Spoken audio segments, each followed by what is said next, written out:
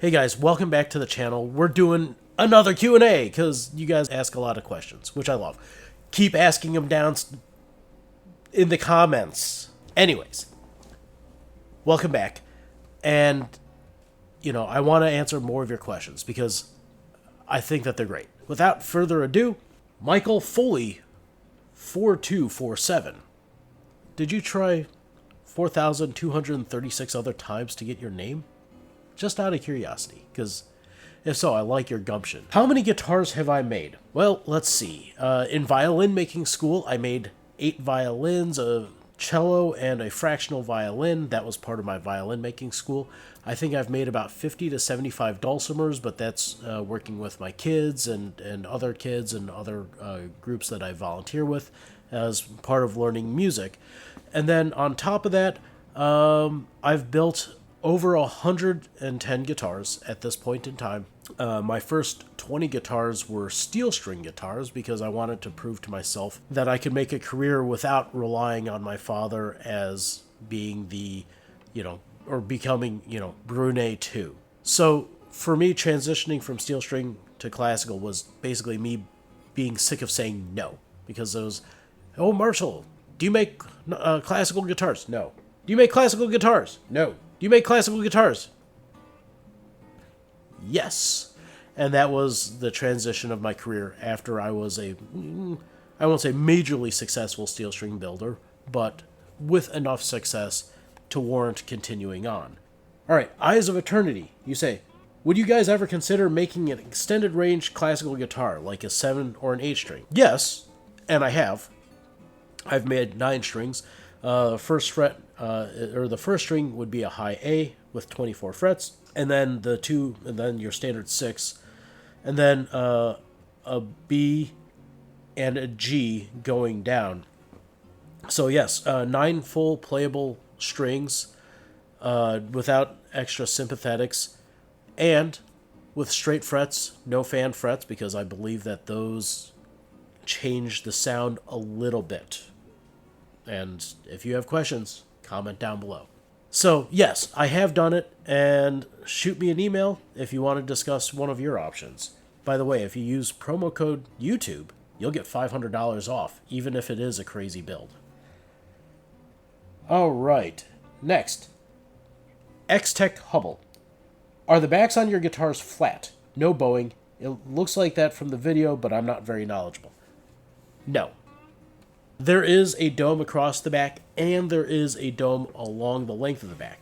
Now, are we talking bowed like a violin or maybe an older Scherzer style guitar? No, we're not talking that bowed.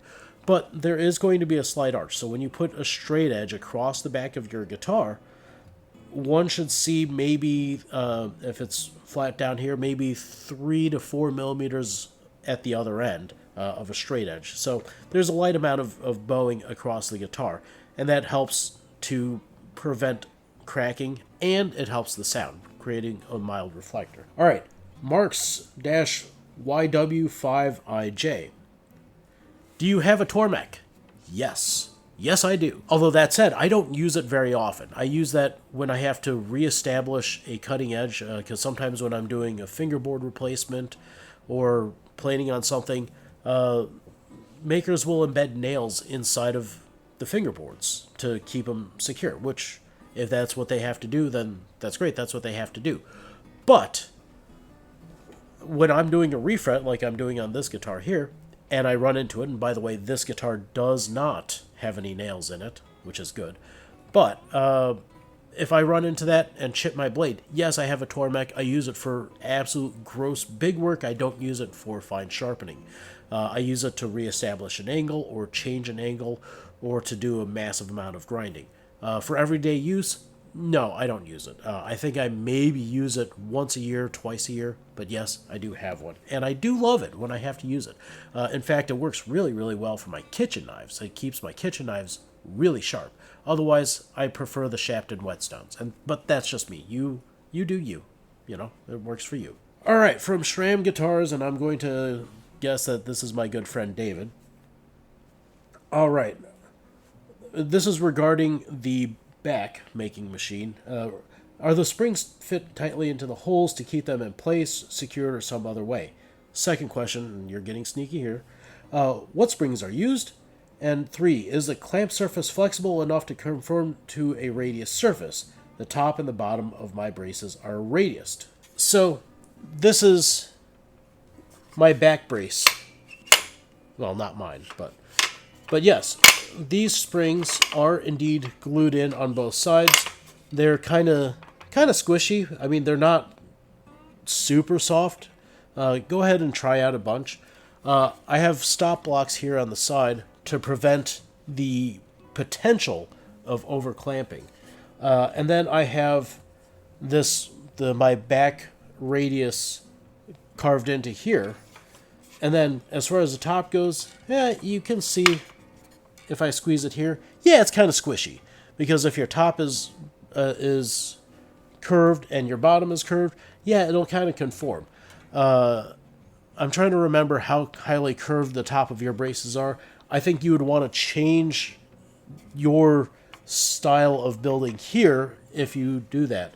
But, this is just some Spanish cedar, so it's pretty flexible. What springs are used? Frankly, I don't know. We went to the hardware store and started squeezing stuff. And when we found something that we thought worked, we tried it out and found that it was way too stiff. And then when we tried out another one, we found out that it was too springy. And then we tried something in between. So we kind of took the Goldilocks approach, except that we didn't do any breaking and entering, nor did we eat somebody else's breakfast. From Jeff Reinhardt, 2898. Just listening to Robert Godin on a YouTube seminar, he is saying a concert-level classical guitar has about a 5-year lifespan for the best professional musicians. Had to do with construction compared to steel strings? Thoughts? As a professional guitar builder, of course it only lasts 5 years. As a historian, they'll last way longer than you will ever live. In reality, the modern style of building, so your double tops, and with poor care, because you may be flying and then you get to another city and you take your guitar out to practice and it may be dry and hot and cold and, that'll crack it apart. And especially with the double tops, those things will fall apart in 15 to 20 years, 25 years. That's why I don't like to sell them. Your standard traditional construction, there's no reason it should last only 5 years unless you are abusing it beyond belief. When I tell people, go ahead and play, 5 years, I mean, that's half the age of the modern car on the road currently, and that's just average. So unless you're replacing your car every 5 years because you're afraid that's going to fall apart, this is like a light bulb that doesn't burn out. Personally, as a violinist, and that's my preferred instrument, which I've got another video on here playing one of my violins. A link's going to be somewhere around here. We'll add a card. My personal everyday violin is from 1710. That means it's really old, and I think it lasted a couple of 5 years. My backup violin is from 1692, and my modern violin is from 1885. And this was built before all of these, neuroses about humidity and worrying about the perfect case and the perfect climate and what have you. And they're still around today, and I play these every day. These are the instruments that I love to play, that set my soul on fire and make me want to pick up something. So, will your guitar wear out in 5 years? No. As a guitar dealer, they're just trying to sell you a new guitar. All right, next question. Let's see, from Sugar4177. What makes that 1958 Miguel Rodriguez on Brandon's video have such a good sounding low end, and it sounds like it's moving every bit of air possible? Well, okay, so part of it is the attention to detail and the stiffness of the braces along with the top. So it has a lot of what I would call lateral movement. That's part of it. Second part of it, It's actually a really big guitar. The physical dimensions of the guitar are bigger than most other guitars, and you can actually see it if you look at it in the cabinets, because you see it kind of peeking out behind everything else. And then it's also a lot deeper, so by increasing the depth, that's changing the amount of air it can hold, obviously. And then on top of that, you've got the bridge design, which the Miguel Rodriguez bridges are very, very deep sounding when they're on the top. And last but not least, it's got a fairly good sized sound hole. I mean, it's not like, it's not too small, it's not too big, but it really favors the lower end. So why does it feel like it moves every bit of air? Because it's a really well made guitar. Gravitational Love? Sorry if I'm mispronouncing it, but we're all working under a pseudonym here. Is it completely infeasible to have a truss rod put in on a classical guitar that doesn't have one? Yes, you can do it, but why? Most of the time, a truss rod is used to set the action height, which is a wrong usage of a truss rod. A truss rod should be used to set the curvature or relief of the neck so that it mirrors the string. Because if you see a neck that's perfectly straight, that's not good. And that's actually why I've got the frets off of this guitar. And I'll link to the YouTuber whose guitar this is in the bio. But one of the things that I'm doing is adding the curvature, and that's what a truss rod is for. Now, to add one, you're looking at a multi-$1,000 operation, because you have to pull off the fingerboard, carve a slot into the neck, carve it out through the block, and then provide an access point, and then put a new fingerboard on.